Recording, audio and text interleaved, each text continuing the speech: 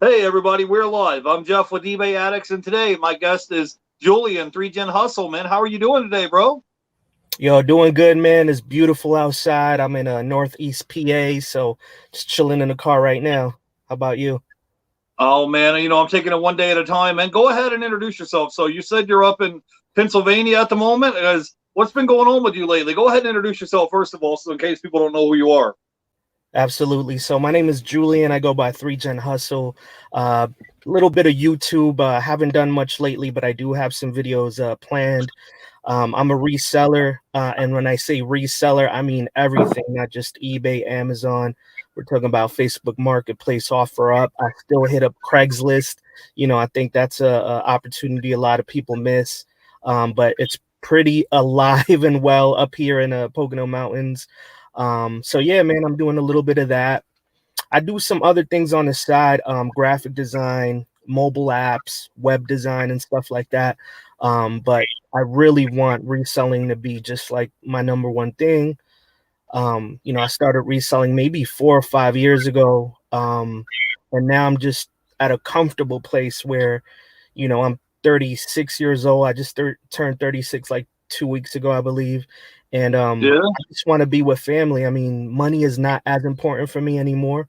Like when I was younger, money was like the number one thing. Like I needed to make $100,000 a year, and it was just my goal. And you know what I'm saying? Like now I just, I want to be comfortable, spend more time with the family. So that's kind of the goal. That's kind of what I'm working towards this year. Yeah, man, I'm with you, man. I was the same way when I was a kid. I was like, wow, I want to buy this, expensive sports car. I want to make 100 grand a year. And then you get a little bit older, you're like, bro, you get to this point and you're making 100 grand a year. You're like, this really ain't no money because you Yeah. look at it and then they start taking out, like when I was in Kentucky, bro, they would take out state, local, federal taxes. You paying union dues, health insurance, all of this stuff's taken out of your check. So your check might say 1,800 or 2,000 gross, but by the time you bring it home, it might be 14, 15, $1,600 for the week. And by the time you get done paying all your expenses, you're like, bro, this six-figure thing ain't what I thought it was. And that's like that in a lot of things in life. You're gung-ho, and when you're a young kid, you're all excited about it. And by the time you get done paying all your expenses, you're like, bro, this whole thing about, making I mean, six figures ain't everything I thought it was cracked up to be. say Are you that again. there? I'm sorry. I said, when you're younger, you're gung ho and you have all this energy and you're ready to go. You're ready to go out and take on the world. And then when you get what you wanted, you're like, man, I've got this nice car. I have this nice house. I'm making six figures a year, but this ain't really what I thought it was. I thought it was going to be just, cruise control, smooth sailing. And it really is not. Like you still, whether you're making 30 grand or 150 grand, everybody's still going to have problems. Your car is going to break down, whatever, you're going to get a flat tire, an aunt or uncle will pass away. So it's like everybody still experiences, the same problems, not just one or two people. You think, well, if I just reach this threshold of making 100 grand a year, I'm set. I'm good. I can just sit back in the easy chair and chill and relax. And it's really not like that. That's the crazy thing about it. So, hey, your mic is off, Julian. Yeah, your mic. There you go. Am I there? All right. My You're bad. good. Sorry about that. This thing is not working. But we do it to ourselves sometimes. You know what I'm saying? Like the more money we make, our lifestyle starts changing. So, kind of like you said, you want to get a better car and you start treating yourself to nicer restaurants and getting nicer clothes. And you know what I'm saying? Like we kind of do it to ourselves. And I think I reached a point in my life where I was just like, I don't want to just be paycheck to paycheck. I don't want to do that anymore. So what Right. I did is I bought an older car, like a 2012, 2014, and I paid it Yeah. up front. You know what I'm saying? I'm like, let me just have no car payments. Same thing with my wife's car. Let me get a nice car for her SUV and then Right. just pay it fully. I don't want to have a car payment. I don't want to have any debt. I paid off I'm all with my you. credit cards. And now I live debt free. The only debt I have really is my mortgage. You know what I'm saying? So I don't, and then I moved from New York City to Pennsylvania. The cost of living is a lot less here. And I'm just looking for that comfortability, that time. Time for me is if value, you know what I'm saying? Like there's no value on it. You know what I'm saying? So, and then I have smaller kids. I have a 2-year-old, I have a 8-year-old, and I have a 13-year-old. And I realized that my 13-year-old in 4 or 5 years, he's going to go off to college, and that's all the time I really get with him. You know what I'm saying? Like, I'm not going to be in his life anymore. So I want to put as much time as I can with the kids while I can, you know what I'm saying? And then, kind of give them those values. I teach them how to resell as well, you know, try to teach them how to be their own boss, things that I didn't learn in school or that my father didn't teach me growing up. I try to teach them. Right, I'm with you on that, bro. Yeah, I think like I've been working for the courier company and I made like over $1,000 in 2 days on Monday and Tuesday. But then it's like when I got off from work, I was just like, it's kind of funny. It's like I almost valued having free time more than making money. It's not because I didn't want to work and make money, but it's like I'm just sitting here like, okay, I'm driving a 20-year-old Toyota Camry. You know what I'm saying? My car is paid off. I don't have any student loans, no mortgage, none of that stuff. You know, no credit card debt. It's just me. And so I'm like, I just want to just stay home and chill. You know what I'm saying? I'm not trying to, you know, today, because if I wanted to work, I could work 10 hours a day. If I just want to chill and shoot a YouTube video with you, I can. But it's almost like you got to have that balance where it's like you want to make money, but you're still valuing time with, you know, yourself and your family and trying to chill and relax. It's not 120 miles an hour all the time. Let me say hello to a few people in the chat. We got a bunch of people in the chat to come to hang out with us today. So I wanted to say hey to Jen's Closet Jim. She says, hey, Jeff and Julian. Wanted to say hey to Nikki Pink Thrift is in the chat. Cali Reseller Louise is in the chat. What's up, man? He's going to be coming to hang out with us on Friday. The Cap Guy is here. He says, what's up, friends? Jeff and Julian. What's up, Cap Guy? And I wanted to say hey to Day in the Life of Corey. If you guys didn't get a chance, you can check out his YouTube channel. So, hey, thanks for coming to hang out with us today, man. And wanted to say hey to Nikki Pink Thrift. Jen's Closet Jim says, Louise, I called my mom and asked her if I can come over for dinner every day this month. Wow, I mean, he must be feeding some good food over there. So, wanted to say hey to Regina is in the chat. Sal's HQ is here. Says, hey, eBay addicts and 3GenHustle, salute.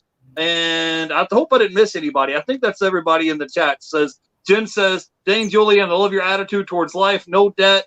It is such a way to be less stressful life. Yeah, I'm with you on that. If you have very low expenses, like where I live at, I have 2 roommates, you know what I'm saying? And my rent is only $350 a month. That's all I have to pay. You know what I'm saying? That's it. And then I pay a third of the electric bill, my car insurance, and my cell phone bill. That's it. You know, my car insurance is $87 a month. My cell phone bill is like $50. And then like that's it. And then the rest of the time you have free time to do what you want to do. It's not like, oh, yeah, you could afford paying $1,500 a month in rent or something. You could afford to go spend $500 a month car payments. But why would you want to do that if you can have free time and be able to go and because at that point you're just constantly like on this hamster wheel working. You never have time to just be like, hey, how about me and the family just go out to the beach for the weekend and just chill, not be worried about, you know, mortgage payments or car payments coming up. Let's just go chill for the 3 days and just go to the beach. You can do that, you know, when you have low expenses. I wanted to say hey to Cali Reseller Louise. He says Hump Day Hangout starts at 6 p.m. Eastern. Hey, you guys are going to have Joey Bada Bing on your show on Monday next week, right? For your Mindful Merchants show. And I wanted to say hey to Philly Picker is here. The Cap Guy says I got out of debt when I retired to accept my mortgage. Love this life, man. I'm excited for you. I'm happy for you. So, you know, it's definitely, man, I just sleep better at night. That's just me, myself. When I go to bed at night and I'm just like, bro, you know, my bills are all paid up. I don't have any extra. I don't have no debt collectors calling me about a credit card bill being late or my car being repoed. None of that, man. I just sleep better at night. I wanted to say hey to Kenjo is in the chat. I said hey to Day in the Life with Corey and Sal's HQ. So let's get into kind of your backstory a little bit, Julian. What were you doing before you became a full-time reseller, and what kind of got your attention to being a reseller? Like, what was it? Were you just like, hey, this is interesting. Let's check this out. Like, how did you transition from maybe working a full-time job to kind of being like self-employed? Like, talk to me a little bit about how that happened for you. So my story's pretty interesting. You know, I would say a lot of people are really interested on, you know, how this happened, how this transpired. And it's funny. It's something I do want to make a longer video about, but to kind of put it in a nutshell, I worked in the music industry for about 10 years. I started as a rapper. I was part of a 3-man rap group, and, you know, we were just looking to get on magazines, get on different websites, get on, you know what I'm saying? Like, do different things, get our names out there. And I realized that a lot of people who had magazines and who had websites and things like that would charge you, money to get on there. And so I decided to start a magazine in New York City and put on other talented people that I knew. If eventually I left the rapping thing and I found a passion for the music business through the Right. magazine. I started managing people. I started doing consultations for anybody who was looking to do like a marketing campaign and get their name out there. I would do tours. I did a reality show. I did so many things, but the magazine was what kind of showed most promise and where I made the most money. And then through there, I just started kind of I guess gaining more connections in the music industry, and I started freelancing for record labels. So I ended up working on projects for like Lil Wayne, Rick Ross, Jeremiah. I mean, like a ton of huge names. And I was cemented in the industry at that time. This was maybe 6 years into my music industry journey. And then those last 4 years, from year 6 to year 10, because I was around all these big names, bro, I lost myself. I started getting involved in things that I had no business getting involved in, trying to keep a certain lifestyle, a certain image. And then one day I woke up and I had like a lot of stuff like on my back, a open federal case. I mean, it was madness. And I said, who am I? Like, what happened to that kid? You know what I'm saying? That, was a good hearted person, was not greedy, didn't care about money, didn't care about what anybody thought about him. Like, what happened to that person? And I just felt like it was just not me anymore. And I left. I left the music industry cold turkey. My marriage, my family was about, was about to end. It was just a really, really dark place. And I went out and I got a regular job and I started working towards moving out here to Pennsylvania and leaving New York City behind me.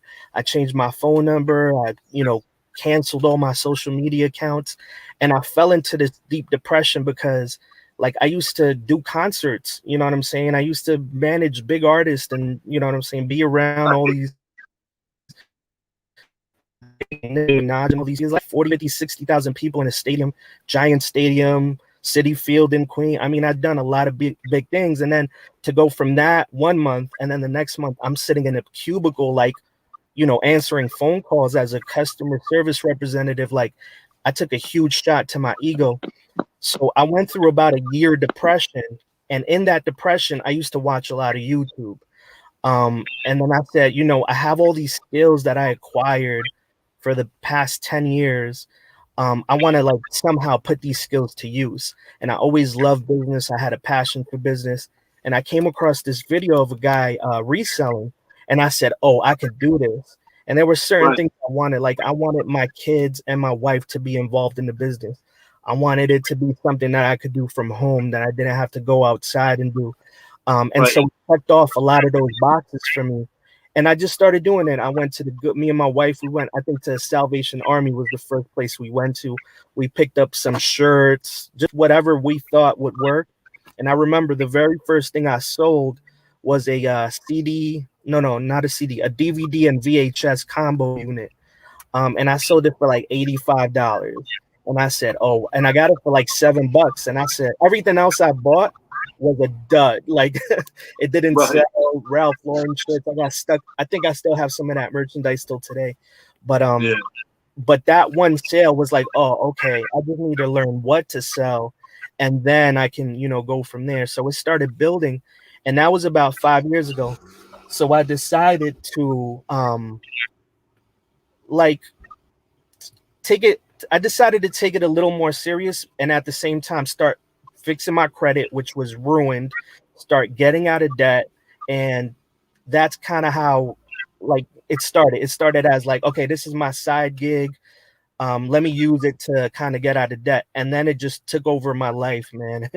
I just created, it created a passion in me. I became obsessed. It's all I could do. And then it's funny because that took me out of the depression, like the depression Right. I was in, like through eBay and through selling, it actually made me, that person that I used to be. And ever since then, man, life has been great. I love it. And now I'm just trying to scale it and go to another level and try other things. And that's kind of like the point I'm in now in year 5 of reselling. Yeah, man, I love it where you're just like, you know what? I don't know what's going to happen. This whole thing of living here in New York City isn't for me. I kind of need a fresh start, and I need to go off somewhere and have a fresh start. I'm with you, man. I remember when I was living in Kentucky, and I had been there for like 30 years, and I had, my mom, my dad, my brothers, all these people I grew up with was here, and I was just like, man, I just need to start somewhere and have a clean slate. I'm gonna move 1,000 miles away from home. Nobody knows me. I don't know nobody, and just start over again. Because my big thing was, man, is that like, the company I was working for, was outsourced. This girl that I was dating just kind of split and broke off, and I was just like, man, I just need a fresh start. I don't want to be around all this. There was like a lot of drugs and crime and violence and all this stuff. The unemployment rate in Kentucky is really high. There's only 3 major companies. There's the Ford plant, General Electric, and then UPS. That's it, or in Humana. So if you ain't on one of those 3 major companies, that's it. And there's be a lot of crime and drugs and all that stuff. So I was like, man, just let me get away from all this and have a clean slate and start over in Florida. Nobody knows me, and just kind of let me be me for a minute. So I definitely can feel it, man. And just like, hey, if I could just get away from all this craziness, I would be in a better place. So I definitely can relate to what you're saying. Let me say hey to a few people. The Cap Guy says, you're a great person, husband and father, Julian. I can see from I watch your YouTube videos and your IG posts. I wanted to say hey to Jennifer Hayes. She dropped your link for YouTube and Instagram. I wanted to say hey to Cali Reseller Louise is in the chat. And Jen's Closet Gems has a question for you. She says, question, what does an average day in the life of Julian look like? So talk a little bit about that. We were talking before the live stream started, and you said that you've been kind of transitioned into buying these pallets of merchandise, and you have some employees. So talk to me a little bit about how that's been going for you, man. Telling me an update, because I haven't really talked to you like face to face in like 3-4 months. So give us the update of what's been going on in your world and kind of walk us through a day in the life of Julian. Yeah, man. So right now, because school is in session and the whole COVID thing, I took a leave from. I do have a regular job still. I just been on leave to teach the kids. So I have the cyber school going on in the morning, kind of towards the afternoon type. And then from there, I start doing my reselling stuff. I'm still doing it kind of in between when I'm teaching the kids. So let's say they're taking a test, I'm sourcing, through eBay, not eBay, but Facebook Marketplace, different deals, and making lowball offers, see if anybody bites on them. I also use this app called Brickseek, a website called Brickseek, which is more like retail arbitrage to feed the Amazon a little bit. So that's kind of like my morning, afternoon. And then in the afternoon, when the kids are done, around 6 p.m., I get my employees, which come in. They start cleaning stuff, taking pictures, listing, just pretty much doing everything that the eBay side of it, that's required from the eBay side of it.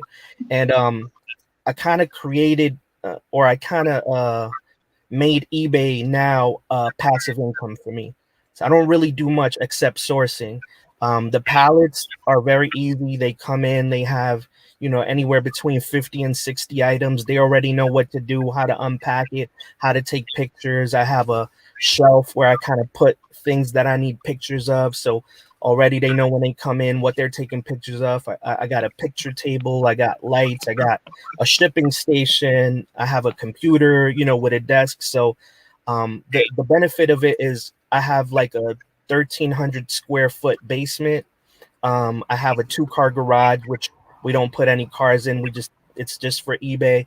And then I have a little bit over an acre of property, which if it grows the way I wanted to, I could put a big, a shed or, some type of outside separate from the house. You know what I'm saying? So that's kind of like one part of it. The second part of it is I noticed that there's a lot of competition with resellers out there trying to get merchandise and competing for best prices. So I opened another source of revenue for me through Facebook Marketplace, Craigslist, and OfferUp, where I just get big items. So I'm talking about, sinks, kitchen cabinets, doors, fencing.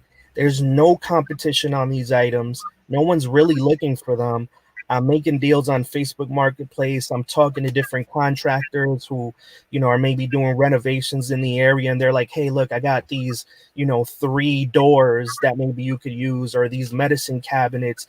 And since I have a lot of space, I've been kind of getting creative with it on ways to make money. And so that's kind of like what my afternoon, evening looks like. And then after that is just straight family time. I shut everything down. I don't even look at Instagram. I don't look at YouTube. It's just straight family time. Okay, cool. So, Julian, I got a couple questions for you. When you're talking about buying big pallets of merchandise, are these like Amazon customer return pallets? Tell me a little bit about these pallets. How much do you typically pay for a pallet, and what do you think that you can typically like resell them for? Like, let's say hypothetically, you bought a pallet for $500. Could you turn $500 into 1,500, $2,000? Like, give us the whole backstory. Give us the 411 on how this process works. That's exactly the number. So I get $500 for the pallets. Sometimes I got to rent a U-Haul, which runs maybe $30 because it's only like 5 minutes from my house. Sometimes I get a buddy with a pickup truck to come and, just pick it up for me. I'll throw him $20. So, between $520 and $530 is my total investment. And then I'm getting anywhere between $1,500 and $2,000 return on my investment. And I'm keeping a lot of the items. So like, how it goes. I mean, things come in, my wife sees it, my kid sees it. You know what I'm saying? They're like, I want that. I'm like, all right, you could take it. Like we got a big bouncy house in my very first pallet to just put outside in the lawn and let the kids jump with a big fan to blow it up and everything. So they want that. My wife wanted some shelves. So, sometimes I'll see something that I like I like tools, so I'll keep some tools. So all in all, though, keeping stuff, we're profiting 15. I mean, the profit is about 1,000. So, by the time all the fees get taken out and the profit on them averaging at about 1,000, but sales 1,500 to 2,000. Right. Okay, that's good. Do you have to go in and test all the stuff to make sure everything works before you like resell it? You have to like dust it off, clean it up, and I'm sure if there's like, maybe you have a blender, do you like sell it whole or do you chop it up and sell the parts off of it? Like, how has that been going for you? It depends. What's funny? I notice I would say 80 to 90% of the pallet are things that haven't even been opened. I mean, these are things that are brand new, or if they were open, maybe it wasn't what the customer was looking to get, or they changed their mind and it just goes right back in the pallet. Very seldomly do I get something that's used or that's not working. I think what I do get more of are like people who send back just a box with no item in it. So sometimes I'll see an item and I'll get excited because I see the box, but there's nothing inside. Like they're actually scamming Amazon. They're just sending the empty box back and they're getting their money back. So that's what I noticed, the bad thing about it. But other than that, everything is practically brand new. Okay, cool. Let me say hello to a few people. I wanted to say hey to Jennifer Hayes. Jen's Closet Gems is here. Miss Taffy is here. The flipping accountant just stopped by to hang out with us. Thank you for coming by to hang out with us. And I wanted to say hey to Angie Fram. I hope I pronounced your name properly. She says she subscribed to your channel. Thanks for coming and hanging out with us. And Philly Picker is here, and we had I don't know if I can pronounce that. Testicle Z, is that how you say your name? But thanks for coming by and hanging out with us today. We have a question here from Philly Picker. He says, "Hey, I love your story, Julian. What part of Pennsylvania are you from, or you were from New York? But what part of Pennsylvania do you live in now?" I'm in the Poconos, so that's not too far from Philly. Okay, cool. We had a question from. Let's see. Oh, Angie says, please post your YouTube so I can subscribe. I keep learning from all of you. Today is my 49th day of reselling. Well, awesome. Well, we're happy for you. There's so much content and free information out here. And in some people's minds, it's like people are competing, but really, like 99% of the people in the community, we're all friends and do what we can to help each other out. So you're welcome to come hang out with us. And whatever we can do to help you out along the way, we'll be glad to help you out. We had a question here from Jen. She says, what are some of the most profitable items that you have found in that pallet? I mean, that big bouncy house, that might have been worth a couple grand right there, right? What are some of the most profitable items that you found in these pallets? Yeah, the bouncy house was like $700 or $800 with the, I think the pump. If I sold the pump separately, it was like an extra 200 or 300. So that's like Yeah. $1,000 item right there. But I've gotten everything from foot spas, which go for $100, $200. I've gotten heaters with like a fireplace in them. I've gotten artwork, like pretty expensive artwork, $300, $400. So there's a little bit of everything. Even like some luxury what do you call it, comforters and stuff like that. Um, Uh-huh. a lot of the items are averaging, I would say, around a $60 mark.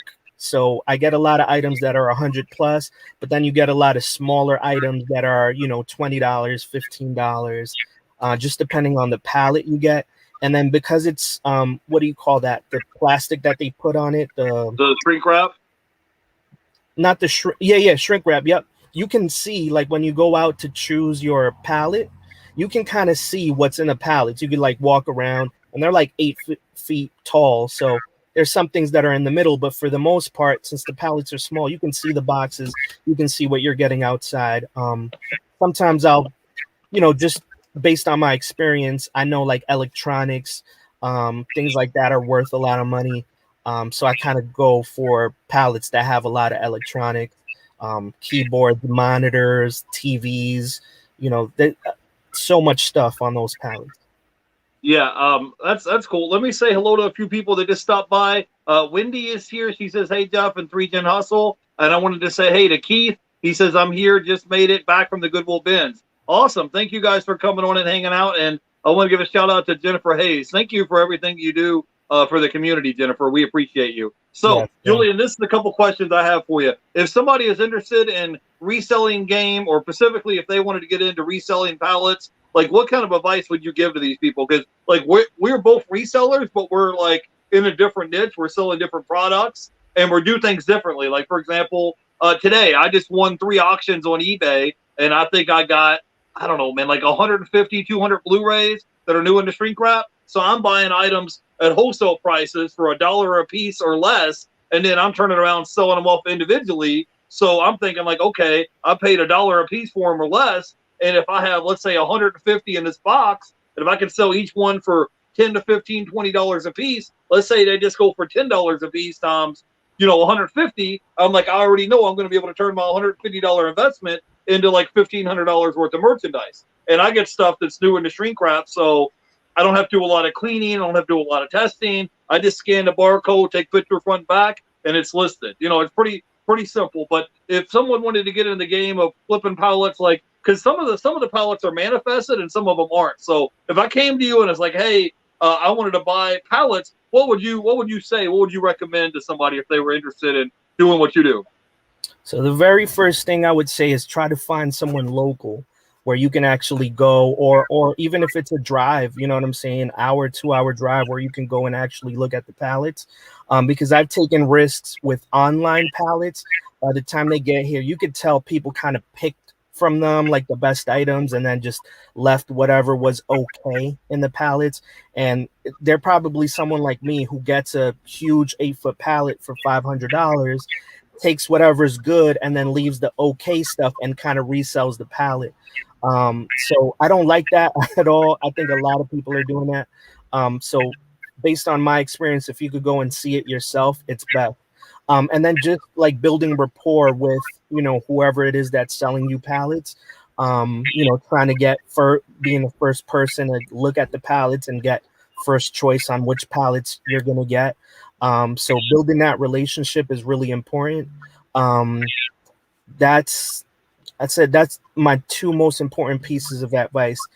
Third piece of advice, man, there's so many people, which I need to take my own advice on this one, but there's so many people making money on YouTube, unboxing pallets, just making videos of it, which I need to do. But I think that's another way that you can make money off of the pallet as well. You know what I'm saying? Like eventually, if you get monetized and build an audience, and you're just getting pallets, you can open up another source of income that way. But I mean, other than those three, I mean, I know a lot of people are scared to do pallets. Maybe they don't have the space or they just have never done it before. But I would say take a risk. It's kind of what I did. I just took a risk. You know what I'm saying? In business, I think scared money doesn't make money. So just take a risk. Try it one time. Be careful. Kind of do your research on the company that's selling it. But it is a very profitable way. Not only that, but think about the time that you save. I like sourcing because it's fun. I like shopping. I like, you know what I'm saying? So I'll do a lot of Facebook Marketplace. I do Goodwills. I do same thing, yard sales, flea markets, and that's fun. But, let's face it, it is a little time consuming to do all that. So if you buy a pallet, you have 50 to 60 items, and I would say 90 of them are profitable, so. Yeah, I'm with you on that. I've been trying to buy more items in bulk as opposed to, it's not that I don't have a problem running around going to thrift stores or yard sales or pawn shops or whatever, but sometimes I get there and then, we're closing in 10 minutes, or I get there and they don't have nothing on the shelf, or I'm in there and I'm trying to find a parking spot, then I'm waiting in line to check out. And I come home and I'm like, bro, I came home with 5 items. I've been out for an hour, you know what I'm saying? And I done hit 2 or 3 different thrift stores up. And I came home with 5 items, and let's say if each item was worth $20 a piece, I'm like, is this really, you know what I'm saying? I spent over an hour out of my day to bring home 5 items that I could maybe make $100 on. Is this really what I want to do? Whereas if I could just pull my phone out and say, okay, I'm going to go ahead and bid and have, 150, 200, 500 items show up at my front door that's brand new in the shrink wrap. Boom, it's that like that. But I wanted to touch on a couple of things that you said, is that as far as unboxing pallets, there's channels like Family Flips. They were on that A&E Extreme Unboxing channel. They ended up on cable TV doing it. And they have, 30, 40,000 subscribers. And that's what they specializes in, is buying pallets and then unboxing them on their YouTube channel. So, I mean, that could definitely be a good model. And as far as buying stuff locally, let's say you bought that pallet for $500 and you had to pay another $400 to have it shipped to you. You know what I'm saying? That would take out half of your profit margin right there. So if you can find a source locally where either you can have it picked up or have it delivered to you, or like you said, you'll spend $20, $30 to get a U-Haul truck and it's 5-10 minutes down the street from your house, you go pick it up and bring it home.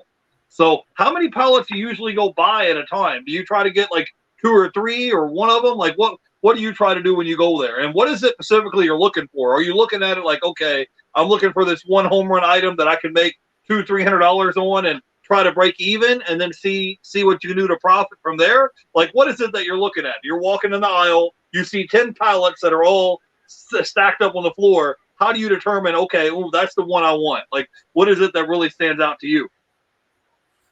I think just looking for high value items. For me, like electronics, I think are the main thing I look for. And it doesn't have to be one high value item. I could see, 4, $50 to $100 items. And I say, okay, I'm willing to take a gamble on this, because I know if there's 4 $50 to $100 items, I already have half of the pallet paid for, and the rest of it is just, butter on top, I would say. But I try to do one a week, because that's what my employees can handle. And I've been kind of testing over the past 2 to 3 months how eBay runs with me hands off. So just buying pallets or bringing inventory in, adding stuff from like death piles that I've accumulated in the past 5 years, and having them just, kind of work through it, and going through the numbers like, hey, I paid them $12 an hour. I got 2 employees. How much am I spending, a month on these employees versus how much money I'm making? And if I let it run on its own without me really doing anything, I profit about $2,000 a month doing that. And that's me like really not doing anything, like putting in maybe 2 or 3 hours a week into the business, into the eBay side of the business, and then taking that time and applying it elsewhere. So doing like the creative stuff that I was telling you about. Like I had a contractor doing my first floor, and I noticed like, man, there's so much material that he's taken out of the house and throwing it into a dumpster that I can resell. Like I took a jacuzzi tub that he took out of my house and sold it for $150. I took a shower that he took out of my house and sold it for $100. That's $250. There's no, you know what I'm saying? Like there's no cost of goods there. It's something that was gonna go into the dumpster. And I asked him, I said, hey, when you go on other job, would you let me come out before you go to the dumpster and see if there's anything I could take? And so I went on different apps, Nextdoor app, and I started contacting other contractors to see if they would let me do the same thing. And I just get creative with that. So you can create opportunities for yourself, especially if you're somewhere where there's a lot of competition. Like if you're in a bigger city, I know when I lived in New York, it was a little bit harder to come across good deals at Goodwill. Number one, things were like overpriced because it's New York City, right? And number two, so many people were reselling that by the time you got there. Even the bins were like super packed and you had to get there so early. It's just, you can create opportunities for yourself and just kind of see where you are, what you can use.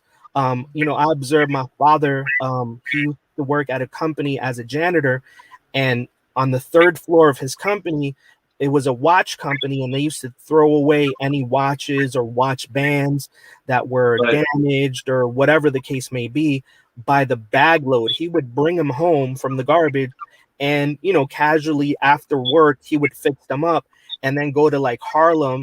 We'd go to Harlem and there's a lot of street vendors out there and he'd sell them for like $5 a pop.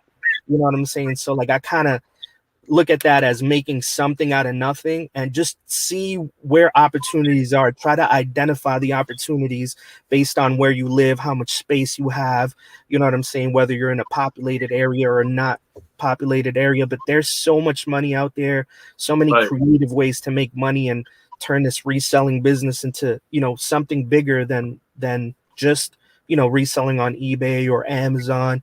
There's a lot of ways to make money reselling.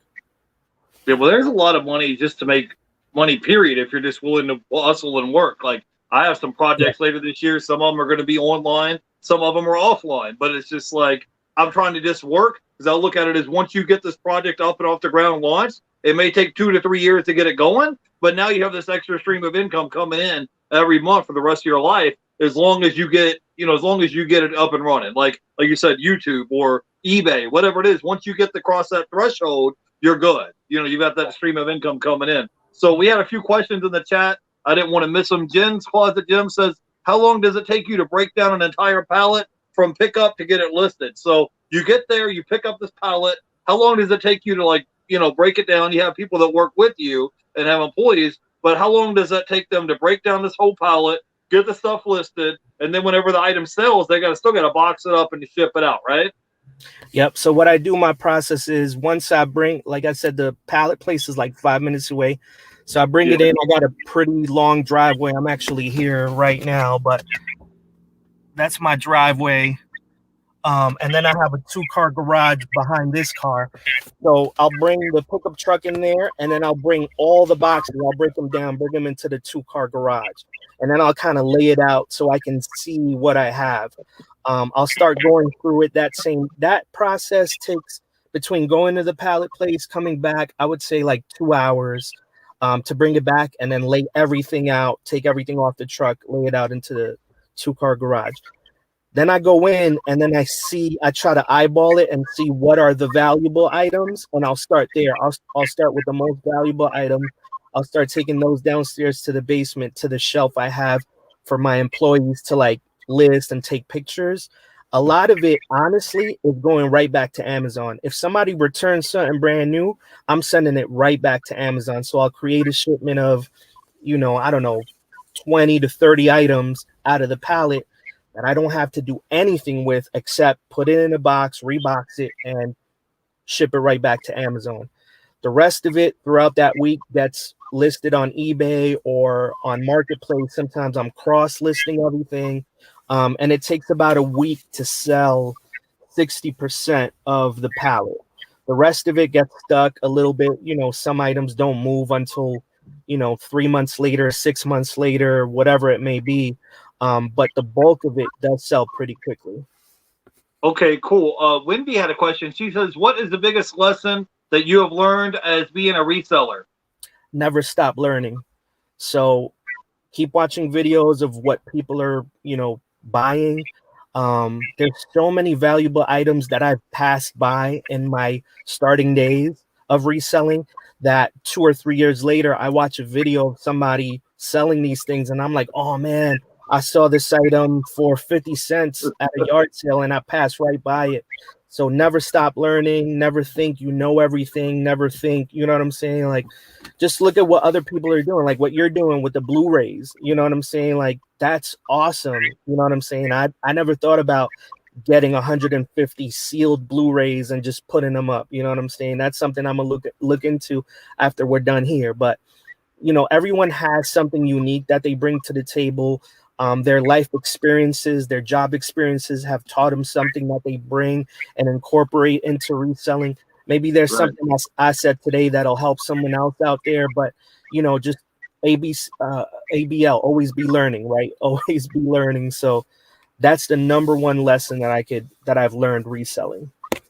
Yeah, everybody has different items and products that they sell. Like you said, if you're like, hey, I'm going to go check this out. I mean, I don't have any in front of me, but I just went and grabbed some Blu-rays and DVDs at the Dollar Tree yesterday. I went in there. I was looking around. I was like, hey, I got to go shoot a YouTube video. I'm here looking around. I just went ahead and scooped them up because I'm thinking, okay, if I sell them for at least $10 a piece, and let's say I grab 10 of them, I'm good. Worst case scenario, I'm going to turn my $10 into $100 because I'm going to have my eBay customers are paying the shipping, which is media mail. It's $2.89. So I know worst case scenario, I'm going to make a 10x on my money. So, I mean, like I said, everybody just has different niches that they specialize in. Sometimes I see items that I know are worth money, like a big baseball bat or something, and I just don't want to fool with, I don't want to fool with taking photos, cleaning it, boxing it up, shipping it. And it's like in my mind, I'm like, oh, I can make so much money if I sold this item. And then I'm just like, do I really want to fool with that? Where I could just grab some media item, flip it up, take front and back, scan the barcode, and maybe that one baseball bat I could have made 40, 50 bucks on. But Right. instead of me, like, let's say it's a pair of shoes that's at the thrift store for $5. I could buy it for $5 and sell it for 50. That's a 10x on your money. Or I could take my same $5, go to the pawn shop, buy 10 DVDs for 50 cents a piece, and then sell them for $10 a piece. Now my $5 investments turn into $100. So now I'm getting a 20x Yeah. on my money as opposed to a 10x. And I got stuff that's Yeah. brand new in the shrink wrap. So they're not going to message me and say, hey, this was the wrong size. This didn't fit. This was the wrong color. I want to exchange it or return it. And they're not going to say, hey, the item was damaged or not working. So it's just a different mindset, just like how you said you're buying pallets of merchandise and flipping them and reselling them. We had a question here from Keith. He wants to know, what is the average cost of a pallet that you pay? You talked about that earlier. You want to tell them what your cost of goods are?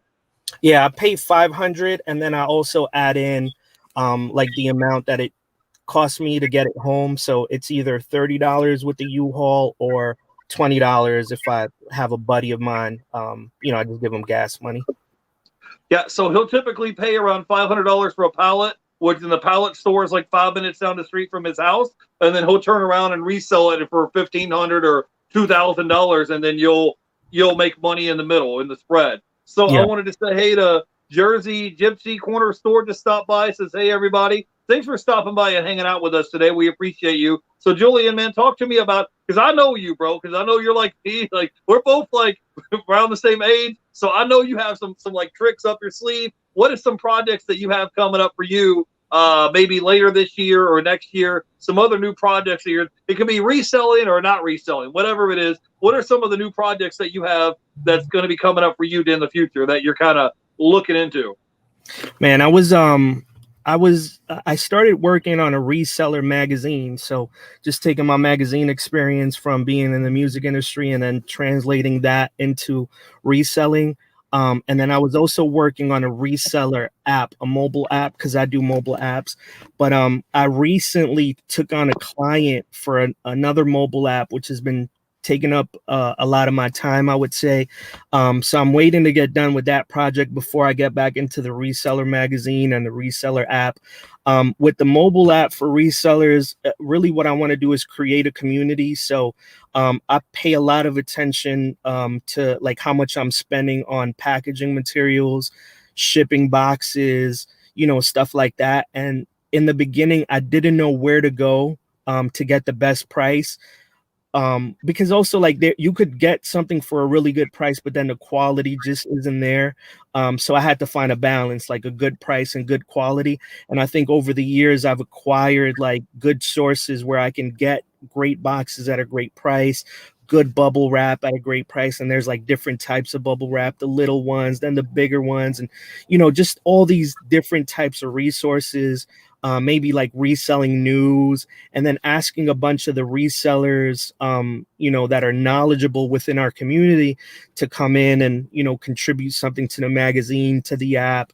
And I know as a community, we could, anybody who's interested maybe in getting involved with it. And I'll share this. When I had my magazine, there was thousands of dollars being raked in through advertisements, right? And reselling is such a hot, like trending category on YouTube right now, because through the pandemic and just the social atmosphere that we're in right now, people are looking to do something, where they're their own bosses, where it's easy, where it's flexible, where it's part-time. You have a lot of moms, you have a lot of people just looking to supplement their regular income. So it's a really kind of like a growing I don't know, growing career or a growing hustle.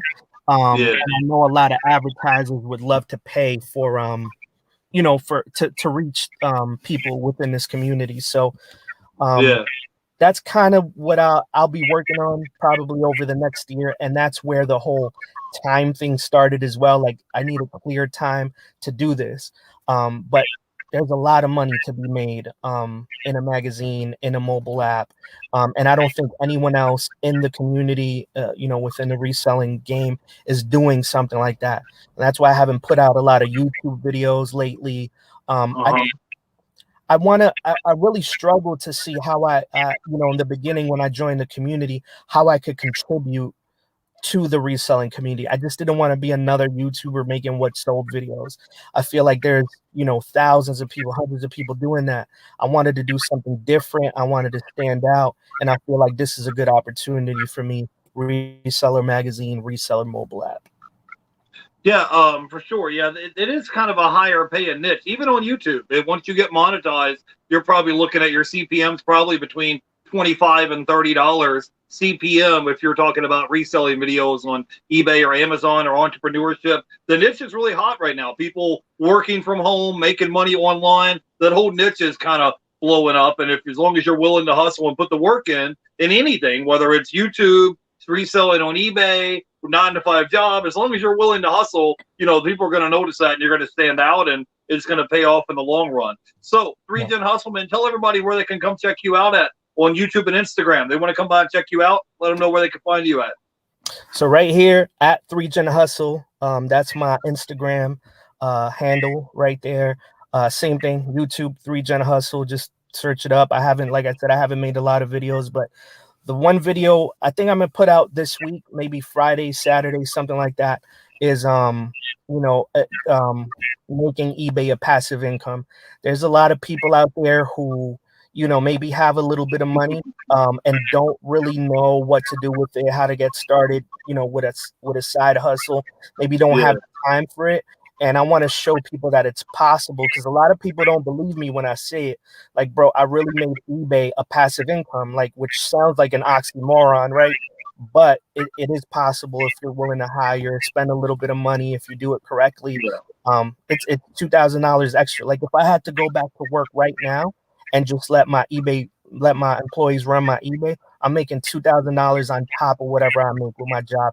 Not really doing much, 2-3 hours a week. You know what I'm saying? Which is not a lot. And I think that'll be interesting for some people. Some people will watch it because they're like, no, not, there's no way you could, make eBay a passive income. And then other people will come because I don't think no one has a video like that out. So I think I'll work on that one this week and put it out Friday or Saturday. Yeah, we think the same. I just put out a video this week, I think Monday, talking about how I have an eBay drop shipping business. And people were kind of like, what? Like, drop shipping's illegal. You're going to get kicked off eBay. So the idea is just kind of put the title where it kind of catches their attention, you know? So Yeah. you'll do fine. You'll do fine. I would like to see you drop a couple videos about maybe some pallet unboxings, show people with some weird, crazy stuff you found in the pallet, like some unboxing. It don't have to be an hour. It could be, 15, 20 minutes of you doing like an unboxing of a pallet or something. I think that would be cool, man. So, Yeah. 3Gen Hustle, man, before we let you go, man, you got to drop some knowledge on us. If someone is a newer reseller or they wanted to get in the reselling game, like what are 3 tips that you would say that would help them be successful? Like in your mind, where it's like, hey, if you do A, B, and C, you're going to make bank. What would you tell them? So the first thing is what I said before, just learn, watch as many videos as you can, expand your knowledge as much as you can. That's the number one tip I always give newer resellers. Number 2, look into like pricing your items. Learn how to read the sold comps, and then learn how to read the actual current market. So those two go hand in hand. So for example, I bought 400 Hot Wheels, and I've been working through those for $80. So they come out to about 20 cents a piece. The very first car I sold was $85. So it already paid for my investment. You know what I'm saying? And so if the reason I was able to sell it for $85, there were sold comps for like $60, $70, stuff like that. But then when you look at the available, there's none. No one else was selling that particular car. So I was able to, even though I sold comps at $60, $70, I put it for 85 because I'm the only person in the market with it. So I love maximizing my profits. And if you're able to do that research, when you're listing items, you don't have to take offers all the time. I'm the offer decline king. I'll decline offers like, 7 a day, 8 a day, just because I know I have faith in the time and the effort that I put into pricing my items. So if you can learn that portion of it, I think you'll make a lot more money. But then again, and this will go into my third tip, everyone has their own process. Like you say you don't want to ship a bat. You know what I'm saying? Like it's just not worth your time. Everyone has their own process. So find what works for you. Who cares what everyone else is doing? You know what I'm saying? Just find what works for you. You have to be happy. Sometimes this is a very tedious and unhappy and dark, you know what I'm saying, and long hours, you know what I'm saying, when you're getting started and sitting down and cleaning and taking pictures. There's a lot of little tasks. If you don't love what you're doing, you're going to end up quitting, or you're going to end up putting less and less and less time, and eventually you're going to say, oh, this doesn't work. So find what makes you happy, find what you like. If you like sourcing, if you like shopping, you know what I'm saying, find the good deal. And then, don't be afraid to do things creatively. If you want to hire somebody, hire somebody. There's a lot of outsourcing that you could do as well. Get someone to just do the listing portion of it. But those are my tips. I think that as a newer reseller, it could make you successful. Yeah, I'm with you. What Julian is saying, guys, is that everything in this world is about supply and demand. So let's say I'm selling this DVD, for example. I can go over here and grab one, but let's say there's 3 listings on eBay. There's one for $5.99, there's one $7.99, and there's one $9.99. Well, I could go ahead and put mine up there for $10.99, $12.99, $15.99, because when the other 3 people and that guy that had his for $5.99, $7.99, and $9.99, once those 3 guys sell out, you're the last man standing. So guess what? Someone logs in and they want to go buy this video game or DVD, whatever it is you have listed for their kid for Christmas or birthday or whatever. You're the only man left standing that has that item listed. They're going to have to pay your price, whatever it is. I mean, what I'm saying is, if somebody else has theirs for $5.99, doesn't mean you have to sell yours for $5.99 as well and race to the bottom. You can list yours for $10.99. Like I said, $5.99, $7.99, $9.99. I would put mine at like $10.99, $11.99, $14.99, because the other 3 guys sell out. Then boom, your item's going to sell. Anyway, Julian, I appreciate you coming on and hanging out with me today, man. Let me give a shout out to a few people here in the chat. I wanted to say hey to Keith is in the chat. The ATL Flipper was here hanging out with us. I wanted to say hey to Steve from Resell Dojo. Jersey Gypsy's Corner was here hanging out with us. Jennifer Hayes was here. Angie, Jen's Closet Gems, and the Flippin' Accountant, and Regina was here. So anybody else that I missed in the chat, I will catch you guys tomorrow. Oh, I have Richie Hustles will be on tomorrow. So if you guys want to learn about reselling on Amazon, that's the guy who's going to be here tomorrow right around 4 o'clock. We're going to hang out and learn all about reselling on Amazon with Richie Hustles. So, Julian, give me your final thoughts, bro, and then we'll let you go, man. And final thoughts, I want to go back to what you were just saying, about the higher priced and looking at the market. At the same time, for anyone who, is just looking to move quantity and you want to put it at $3.99, you know what I'm saying? Like, do what works for you. The reason I haven't made a lot of videos lately too is when I started making videos, I started, maybe like a month, 2 months into it, I started noticing a lot of the negative sides of the reselling community. And I kind of took a step back because it was reminding me too much of the music industry. So what I want to say to people out there is just do what makes you happy, live your own truth, and don't judge nobody. You know what I'm saying? Just do what you got to do. Peace and love and blessings. And, if you guys have any questions at all, you can always hit me up. Hit me on the Instagram DM. I'll be more than happy to share any knowledge, palette wise, hiring employees, whatever it is. We're here to help each other. So I know, Jeff, same thing for you. Yeah, I respond to all my emails and Instagram messages and all that. Julian, before I was going to let you go, man, you know that on YouTube there's a setting on there, and you can just turn the comments off on your YouTube video. So if you want to upload a YouTube video and you don't want people to leave you negative comments or whatever it is, because I get it all the time. I'll be doing a video of me at the Dollar Tree, and people like, oh, you didn't return this shopping cart. You're a criminal. You're the worst person alive. And I can just press one button and say, hey, this video is made for kids or for children. It'll squash the whole comment section. So they can hoop and jump up and down till the sky turns blue. But if you turn the comment section off, they can't even leave you no comments because I don't even respond to them anymore. I'll just delete them or say thank you for watching and go on about my day. I'm not going to let somebody in the comment section make me have a bad day. You know what I'm saying? Absolutely. Anyways, guys, I wanted to say hey to Antiques from Karen and Sal's HQ. So I will see you guys tomorrow, 4 o'clock with Richie Hustles. You guys have a great day. I'll see you then. Bye, everybody. Thanks for having me, Jeff. Have a good day. All right, man. Have a great day. Bye.